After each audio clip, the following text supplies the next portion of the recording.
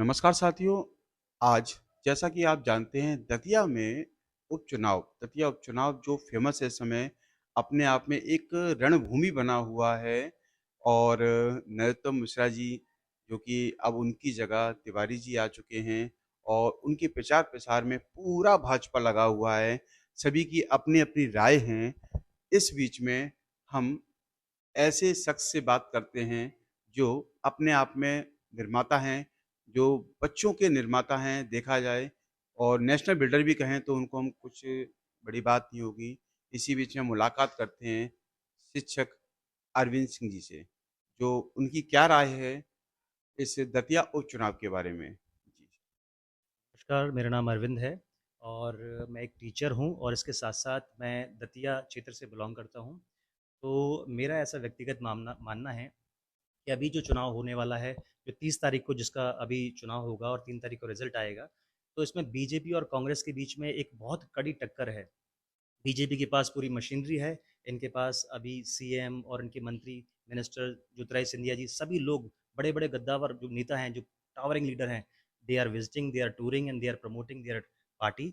Apart from that जो Congress party है, उनके 3 टाइम के जो विधायक रहे हैं, वहाँ के जो राजा साहब जिन्हें कहा जाता है, घनश्याम जी, वो वहाँ से फाइट कर रहे हैं और ये मामला बहुत ही कड़ा है।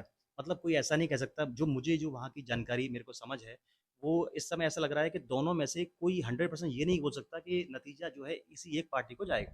तो आपके मानना ये है कि इस समय एक चुनाव नहीं, एक रणभूमि बन चुका है अपने आप में? एग्ज़ैक्टली ये चुनाव इस समय इम्पोर्टेंट इसलिए भी है क्योंकि अभी वर्तमान में बीजेपी के खिलाफ काफ़ी बड़े प्रोटेस्ट हुए हैं और उस प्रोटेस्ट में इस समय बीजेपी का जीत और हार ये पूरे भारत के लिए बीजेपी के लिए नाक और साग का सवाल है क्योंकि ये चुनाव केवल उपचुनाव और एक विधायकी का चुनाव नहीं है। ये चुनाव बीजेपी के लिए एक सम्मान का चुनाव है कि जहाँ पर सीएम खुद प्रमोट कर रहे हैं और वहाँ पर जाके जो है प्रचार कर रहे हैं और यहाँ पर अभी सीजेपी जंतर मंतर पे जिस प्रकार से रिज़ाइन हुआ, तो एक माहौल जो लग रहा है हमें इस समय कि बीजेपी के खिलाफ काफ़ी पोलराइज़ेशन हो रहा है, लोग विरोध कर रहे हैं।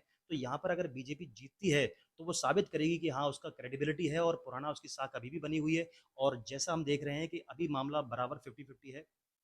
इसी बीच में आप जैसा कि अभी ये तो भाजपा की बात हुई है, और कहीं न कहीं कांग्रेस भी अपने आप में कोई न कोई रणनीति बना रही होगी, उस बीच में क्या राय है आपकी?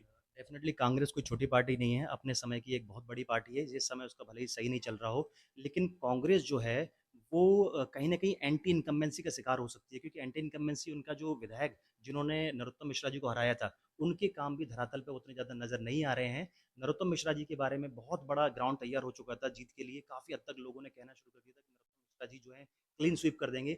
लेकिन अब मिश्रा जी अगर सपोर्ट में आए हैं, लेकिन बैक में अगर पीछे से कहीं भीतर आघात हो गया, तो 100% यहाँ पर कांग्रेस इसका फ़ायदा उठाएगी। क्योंकि घनश्याम जी को आप कमज़ोर नहीं समझिएगा, जो आदमी 3 बार पहले जीत सकता है, उसका भी एक अपना एक वोट बैंक है। ग्रामीण क्षेत्र में घनश्याम जी की पकड़ उतनी ताकतवर है, शहर में मैं कह नहीं सकता। तो ये कहीं न कहीं अपने आप में एक रणभूमि है, और एक सोचने वाला और बहुत ही मतलब कहा जाए संघर्ष भरा समय रहेगा दतिया के लिए और वहाँ की जनता के लिए, देश की जनता के लिए, और ख़ास तौर पे बीजेपी के लिए, जो अपने आप में एक नाक का सवाल बन चुका है। इस चुनाव को जीतना ही नहीं, महज़ एक अपने आप में बहुत इम्पोर्टेंट रखता है।